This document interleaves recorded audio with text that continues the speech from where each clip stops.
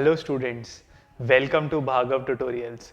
आज मैं आप लोगों को एक बहुत ही इम्पॉर्टेंट टॉपिक अकाउंट्स का रेशियोज के बारे में ब्रीफ करने वाला हूँ कि इस चैप्टर के अंदर हमें कितने टाइप्स के रेशियोज हैं और उनके अंदर भी कितने सब टॉपिक्स हैं। तो सबसे पहले यहाँ पे अकाउंटिंग रेशियोज के अंदर हमारे पास चार मेन कैटेगरीज हैं। पहली कैटेगरी है हमारी लिक्विडिटी रेशियोज की, सेकंड कैटेगरी है हमारे पास सॉल्वेंसी रेशियोज की, थर्ड कैटेगरी है हमारे पास एक्टिविटी रेशियोज की और फोर्थ कैटेगरी है प्रॉफिटेबिलिटी रेशियोज की।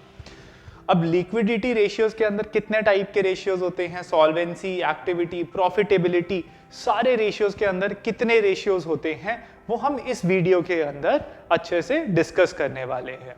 तो सबसे पहले चलते हैं अपने लिक्विडिटी रेशियोज के पार्ट पे।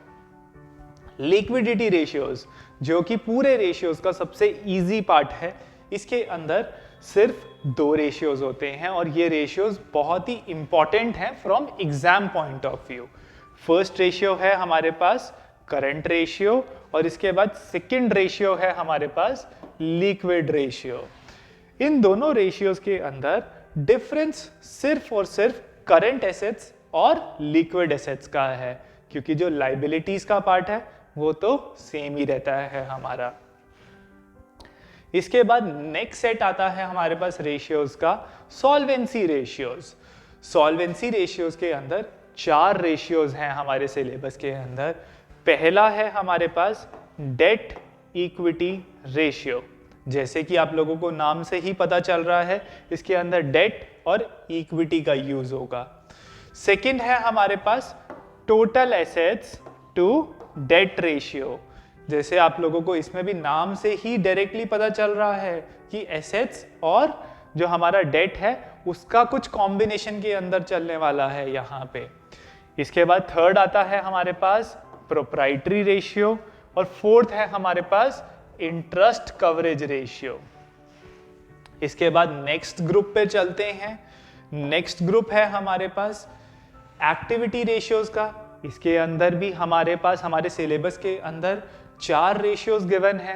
सबसे पहला रेशियो है हमारे पास इन्वेंट्री टर्नओवर रेशियो का, जैसे कि इसके नाम से पता चल रहा है इन्वेंट्री टर्नओवर, कितनी इन्वेंट्री हमारे साल में चेंज होती है एक कंपनी के अंदर।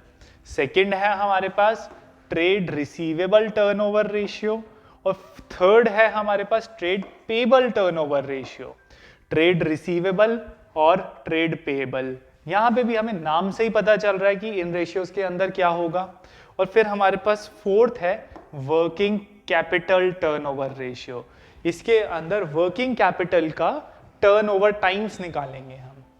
इन सारे रेशियोज के अंदर एक खासियत आप लोग ऑब्जर्व करो कि यहाँ पे इन्वेंट्री, हमारे जो गुड्स हम मैन्युफैक्चर कर रहे हैं उससे रिलेटेड, ट्रेड रिसीवेबल और ट्रेड पेबल भी हमारे गुड्स मैन्युफैक्चरिंग से, सेल परचेज से रिलेटेड आइटम्स हैं, और वर्किंग कैपिटल भी हमारी गुड मैन्युफैक्चरिंग के अंदर काम आती है।